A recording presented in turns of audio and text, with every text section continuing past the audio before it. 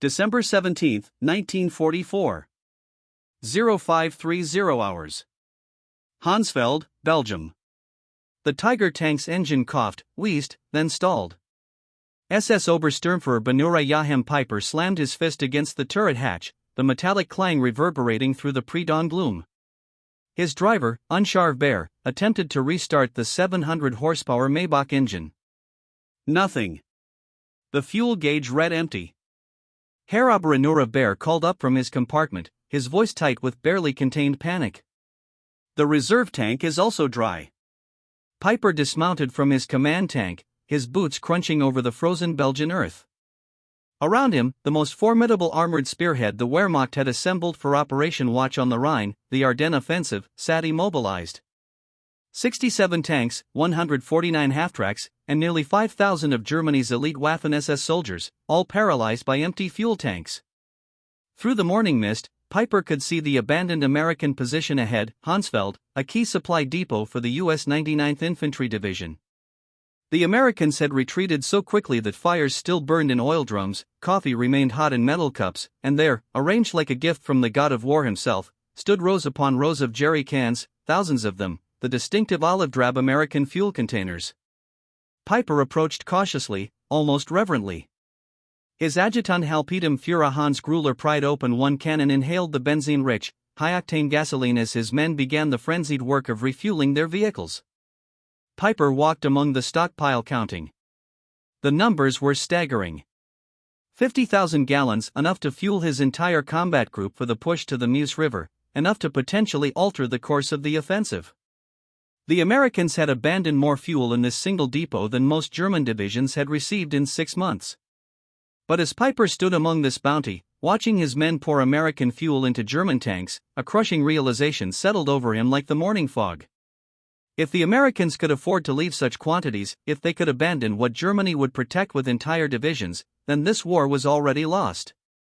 Germany hadn't just miscalculated, it had fundamentally misunderstood the nature of its adversary. 6 months before Piper's discovery at Hansfeld in June 1944, Albert Speer, Hitler's Minister of Armaments and War Production, had presented the Führer with a report that should have halted all offensive operations immediately. Germany's synthetic fuel production, the lifeblood of the Wehrmacht, had been systematically destroyed by Allied bombing. The Lohner Works, which had produced 175,000 tons of fuel in April, managed only 5,000 tons by September. The bourgeois hydrogenation plants at Pitts, Blehammer, and Brooks were operating at less than 10% capacity. The figures told a story of inevitable defeat. In 1944, the United States produced 1.8 billion barrels of crude oil.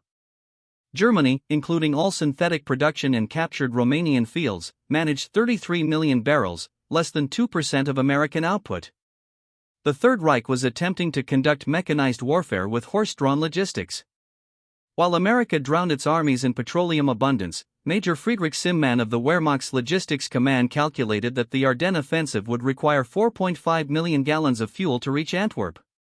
Hitler allocated 5 million gallons, but only half was actually delivered due to transportation issues. The German High Command was gambling the entire offensive on capturing enemy supplies, a strategy revealing vulnerability rather than strength. The Americans, meanwhile, had constructed a petroleum pipeline system across France called Pluto Pipeline under the ocean, and operated the Red Ball Express, a massive truck convoy delivering 12,500 tons of supplies daily to the front lines. By December 1944, American forces in Europe consumed 1.2 million gallons of fuel per day while receiving 1.4 million gallons, steadily building reserves while in combat. Johann Piper was no fool. At 29, he was among the youngest regimental commanders in the Waffen-SS, holder of the Knight's Cross with oak leaves and swords, a veteran of the Eastern Front, where he had learned that in modern warfare, fuel was more precious than ammunition. His combat group had been designated the Schwerpunkt, the decisive point of the entire Ardennes offensive. On December 14, 2 days before the attack, Piper attended the final briefing at Tondorf. General Sepp Dietrich, commanding the 6th SS Panzer Army, was blunt: "You will have enough fuel to reach the Meuse if you capture American supplies." The fuel allocation for Piper's combat group was 31,000 gallons, sufficient for 50 miles of combat operations. The distance to the Meuse was 65 miles. The mathematics of failure were embedded in the plan from the start. As his column prepared to advance on December 16, Piper issued strict orders. Tanks would proceed in single file to conserve fuel. Engines would be shut down during halts exceeding 5 minutes, and capturing American fuel depots was priority one, above even tactical objectives. The contrast with American operations could not have been starker. That same morning, Captain James Rose of the U.S. 743rd Tank Battalion, stationed only 20 miles from Piper's start point, recorded in his unit diary, received fuel resupply, 8,000 gallons. Third delivery this week. Storage tanks already at capacity. December 16, 1944. 0530 hours. The German artillery barrage that opened Operation Watch on the Rhine consumed more ammunition in 2 hours than the Wehrmacht had allocated for entire earlier operations. Yet even this impressive display masked critical shortages. Piper's column began moving at 0700, already behind schedule. Roads that appeared as highways on German maps were narrow country lanes, many unpaved. Within hours, traffic jams formed as vehicles designed for the Russian steppes struggled through the Ardennes forest. At Lanzarote, Piper's first objective, they encountered unexpected resistance from a single American intelligence and reconnaissance platoon, 18 men who held up the most powerful German armored column for nearly 10 hours. During the delay, Piper's vehicles idled, burning precious fuel. When they finally broke through and reached Hansfeld at dawn on December 17, Piper's column had covered only 20 miles and consumed 40% of their fuel. At this rate, they would run dry before reaching the midpoint to the Meuse. The American supply depot at Hansfeld was not even a primary facility. It was a forward supply point for the 99th Infantry Division, classified as a Class 3B depot, a temporary fuel station. Yet what Piper found there exceeded the monthly fuel allocation for an entire German panzer division. Oberfuhrer Hans Gruller later testified, "We found pyramids of jerry cans, each containing 5 gallons of gasoline. They were stacked 3 meters high, extending perhaps 200 meters. The Americans hadn't even attempted to destroy them." The captured fuel was high-octane aviation gasoline blended with motor fuel, 80 octane or higher. German vehicles, especially the temperamental Maybach engines in Tiger tanks, were designed for 74 octane fuel.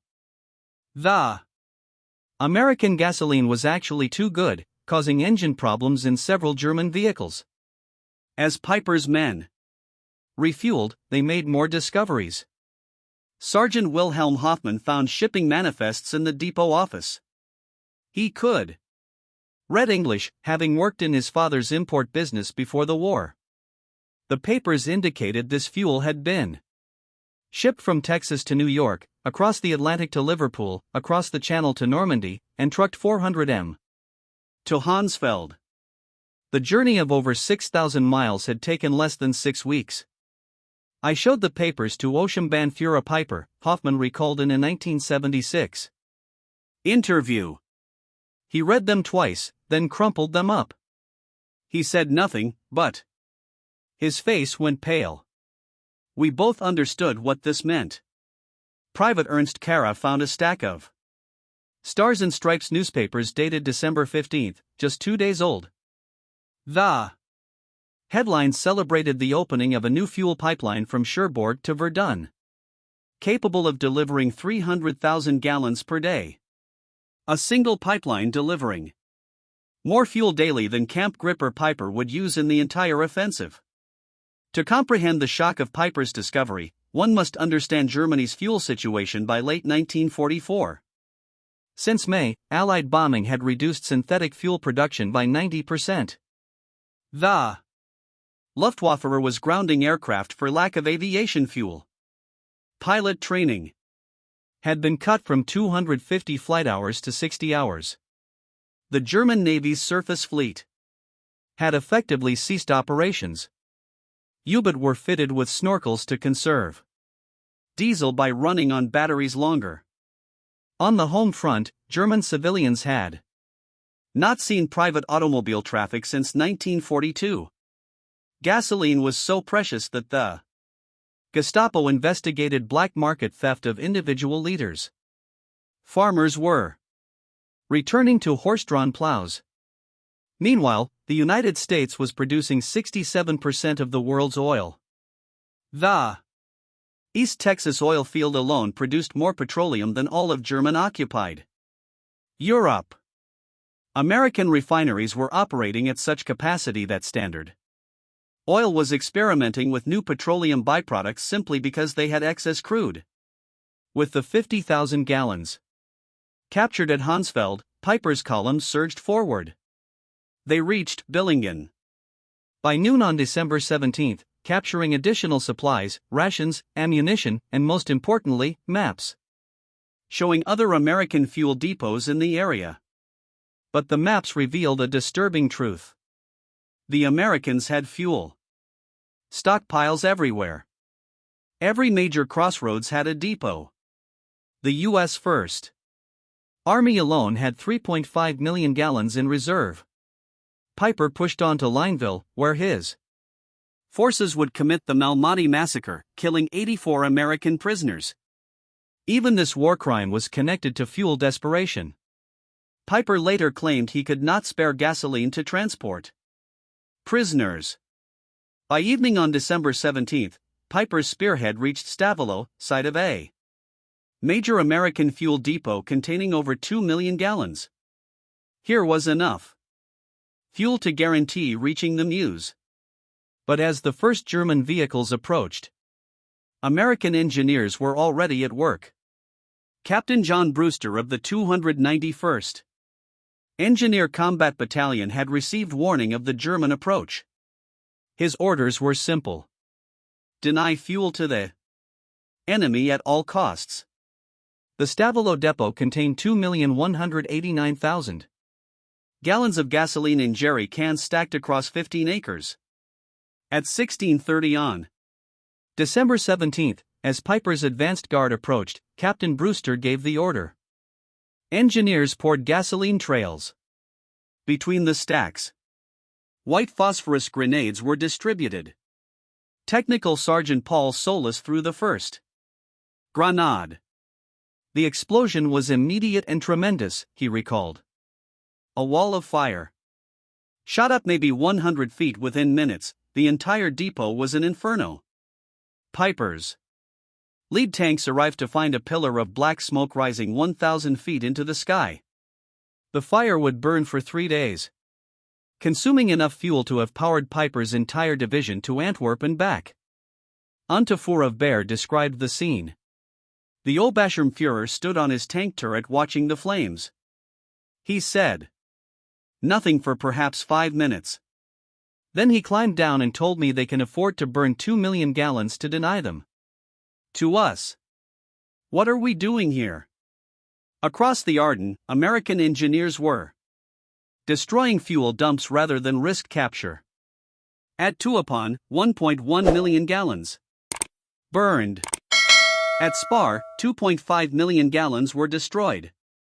In total, Americans deliberately destroyed over 8 million gallons during the first week, more than Germany had allocated for the entire operation.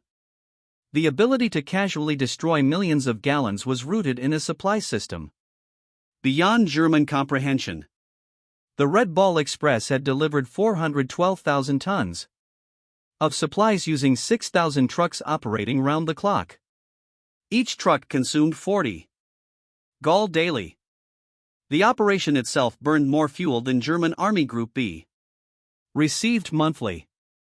By December 1944, the motor transport service employed 230 truck companies operating on color-coded routes.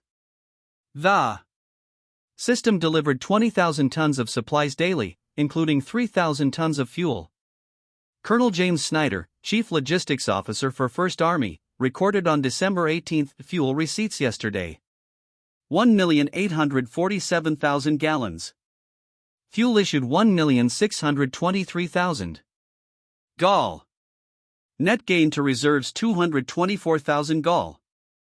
The pipeline system was even more impressive. Operation Pluto had laid pipes across the English Channel, pumping 1 million gallons daily from Britain. A network of pipelines extended inland. The Cherbourg-Paris line delivered 800,000 gallons daily. The Sun line moved 650,000 gal. By December 1944, Allied forces in Northwest Europe were consuming 7.5 million gallons daily while receiving 8.22 million gallons. They were building reserves during offensive operations. As Piper pushed deeper into Belgium on December 18, the impossibility of the German position became clear. At shore, they captured another depot. 5,000 gallons consumed in 3 hours of combat. Tiger tanks consumed 2.5 gal per mile in battle. Panthers burned 1.5 gal per mile.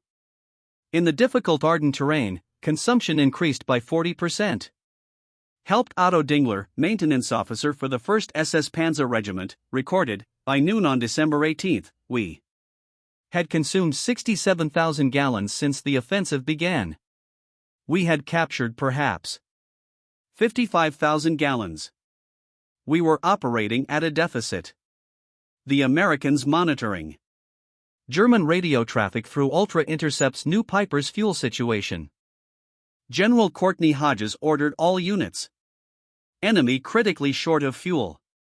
Destroy all gasoline stocks threatened by capture. That same day, American C-47S flew 316 sorties delivering supplies to Bastonia, including 160,000 gal of fuel. Americans were flying more fuel to a surrounded garrison than Piper's entire column grouper possessed. By December 19, as Piper's forces engaged defenders at Stoumont, the fuel crisis had become critical. Tanks were being abandoned with empty fuel tanks rather than from battle damage. Piper consolidated his remaining fuel, perhaps 8,000 gallons, enough for one engagement or retreat, but not both. Meanwhile, Allied planners were preparing for January operations. Brigadier General Maurice Gilland requested 245 million gallons for the coming month. The request was approved without discussion. The contrast extended beyond quantity. American vehicles were standardized for efficiency. Sherman tanks consumed 0.8 gal per mile versus the Tiger's 2.5. American trucks got 8 m per gallon fully loaded. Parts were interchangeable. Maintenance simplified. German forces operated a bewildering array of captured and manufactured vehicles with different requirements. French tanks needed different oil than German Panthers. Soviet trucks required different parts than German Opels. Each complication multiplied logistical difficulties. On December 20, Piper received a radio message. Fuel convoy destroyed by Allied aircraft. No resupply possible. Continue with available resources. Piper called his commanders together. Sturmbannführer Verapurtka was blunt. We have fuel for perhaps 20 kilometers. The Meuse is 30 kilometers away. According to H.T. Mora Gruler's testimony, the Obersturmbannführer said, "Gentlemen, we have discovered we are fighting an enemy who burns more fuel to deny it to us than we received for this entire operation. What we captured at Hansfeld, which seemed miraculous, was nothing to them. We cannot win." This realization was spreading. General Asso von Manteuffel, commanding 5th Panzer Army, later wrote, "When I learned Americans had destroyed 8 million gallons rather than risk our capturing it, I knew the offensive had failed." Before it began, Colonel Friedrich von Donder, captured December 23, told interrogators, "Your soldiers throw away chocolate. My men haven't seen chocolate in 2 years. You burn millions of gallons. We measure by the liter. How can we fight such abundance?" By December 21, Piper was surrounded at Lays, his tanks immobile. American forces surrounding him, 31st Infantry Division, 82nd Airborne, 3rd Armored, had a combined fuel allocation of 340,000 gallons for December 21 alone. Piper had perhaps 1,000 gallons. Private First Class Richard McKinney wrote home. "We've got Germans surrounded who ran out of gas. Our captain jokes we use more fuel heating coffee than they have for tanks." The American response demonstrated industrial warfare at its peak. Patton's Third Army pivot north required 350,000 gallons just for redeployment. Considered impossible by German standards, yet accomplished in 3 days. December 23 brought clear weather. Allied aircraft flew 2,000 sorties, each burning fuel at rates that would have grounded the Luftwaffe for weeks. P-47S consumed 300 gall per hour. B-26S burned 200 gall hourly. One day's air operations consumed more than Germany's entire offensive allocation. On the night of December 23 to 24, Piper abandoned his vehicles and escaped on foot. Of 119 tanks and assault guns that began the offensive, 39 remained operational but immobilized. These were destroyed with remaining ammunition. Oberreiter Heinz Skulls described the scene. "We drained the last fuel from all vehicles, maybe 200 gall total. The Obstinführer personally destroyed his command tank. Millions of Reichmarks of equipment destroyed by empty fuel tanks." Of 5,000 men who began with KF Grouper Piper, approximately 770 returned. They had advanced 60 miles, captured several depots, and discovered the truth about Allied logistics. News of Piper's discoveries spread rapidly through German command. On December 26, Field Marshal Walter Model received reports on captured American supplies. His chief of staff recorded Model's reaction. The field marshal read the quantities twice. 50,000 gallons at Hansfeld, 2 million burned at Stavelot, 8 million destroyed. Rather than captured. He said, "We are not fighting the same war." Hitler, informed December 28, refused to accept reality. Speer wrote, Hitler insisted the numbers were propaganda. When shown photographs of burning Stavelot, he claimed it was Hollywood effects, but lower ranks understood. Greer Wilhelm Hoffman wrote his wife, "Americans destroy more fuel daily than we receive monthly. They drive tanks like we march. This war is lost." The fuel crisis was symptomatic of a larger truth. By 1944, America produced 50% of world manufacturing. A new aircraft every 5 minutes, a ship daily, a tank every 7 minutes. Petroleum production statistics were overwhelming. United States 1.8 billion barrels. Soviet Union 110 million barrels. Germany, including synthetic, 33 million barrels. Japan, 2.6 million barrels.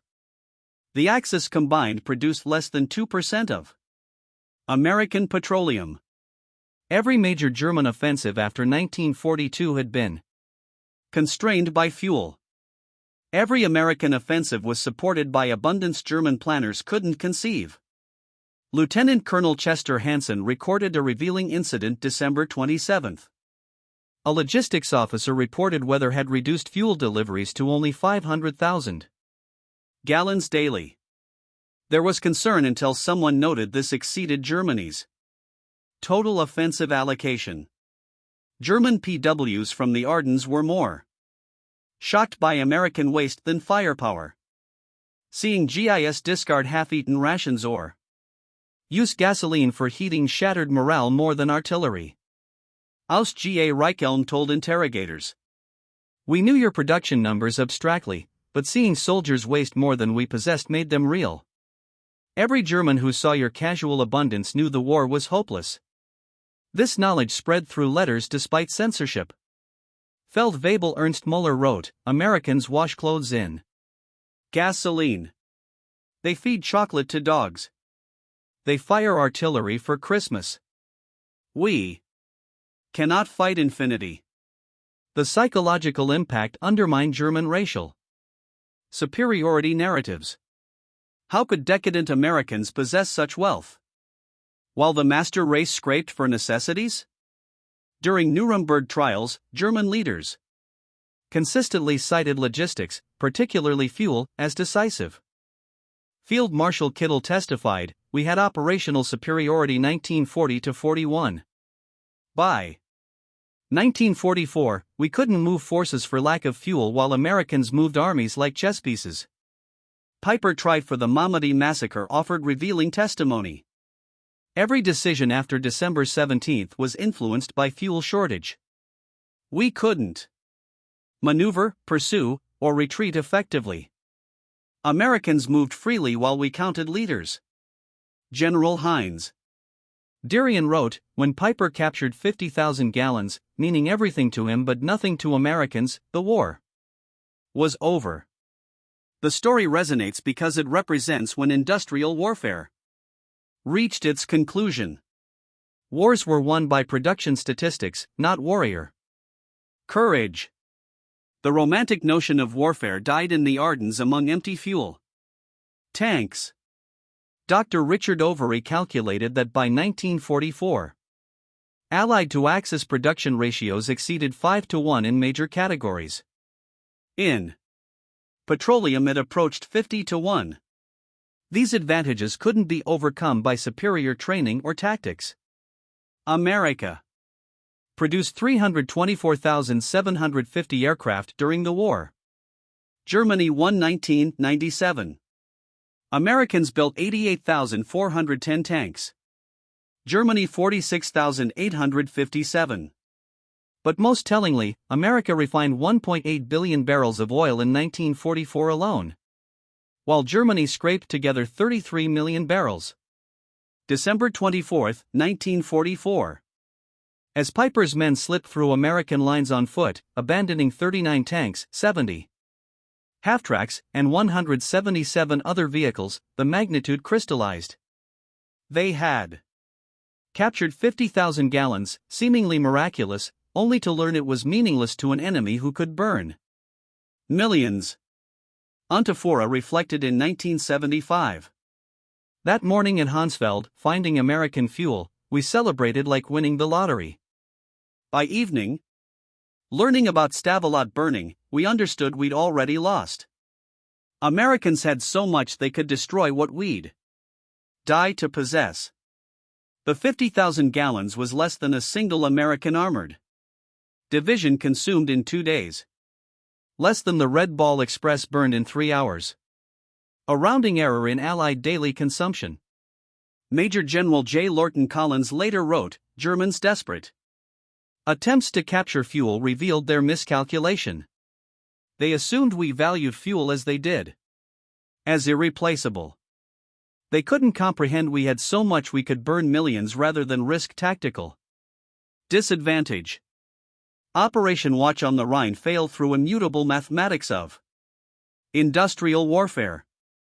The offensive consumed approximately 2.8 million gallons, 40% overall allocation, the difference from captured supplies. During the same period, Americans consumed 267 million gallons, nearly 100 times more. The Wehrmacht lost 100,000 men, 800 tanks, 1,000 aircraft. But most devastating was loss of illusions.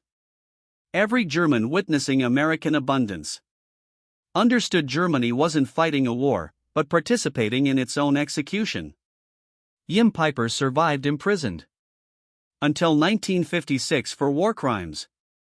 On July 14, 1976, he was murdered at his French home by unknown assailants. But in 1967, he told historian Henry Lehman, "Finding that depot was the worst thing. If we'd run out earlier, we might have retreated with dignity. Instead, we discovered Americans had oceans while we had drops. We discovered impossibility." The lesson extends beyond World War II. In industrial warfare, logistics supersedes tactics. Production overwhelms courage. Abundance defeats dedication. The German soldier of 1944 was arguably better trained and more experienced. It didn't matter. Americans were backed by an industrial machine that could waste more than Germany could produce. This truth was encoded in every jerry cannon at Hansfeld, every gallon burned at Stavelot, every pipeline across France. Wars between industrial powers would be won by factories and refineries, not brilliant generals. Colonel Trevor Dupy calculated that in December 1944, each American soldier was supported by 67 of supplies daily. Each German received 3 pounds. Americans complained about waste. Germans would have considered American waste unimaginable abundance. In 1984, 40 years after the battle, veterans gathered at Les. The museum displays Piper's Tiger tank, still positioned where it ran out of fuel. December 23, 1944, former Unratia Karl Wortmann stood beside the tank with former staff Sergeant Roy Anderson of the 30th Infantry Division. "We always wondered why you stopped," Anderson said. "We thought it was tactical." Wortmann laughed bitterly.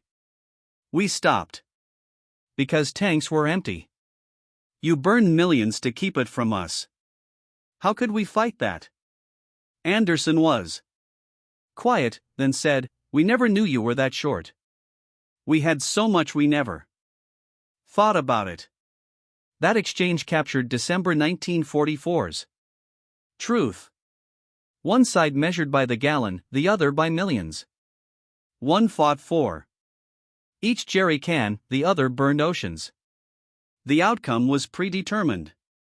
German records provide damning evidence. Army Group B's War Diary, December 1944. December 16, offensive begins. Fuel 70% of minimum. December 17, Piper captures 50,000 gallons. December 18, multiple depots destroyed. 5+ million gallons lost. December 19, fuel critical units immobilized.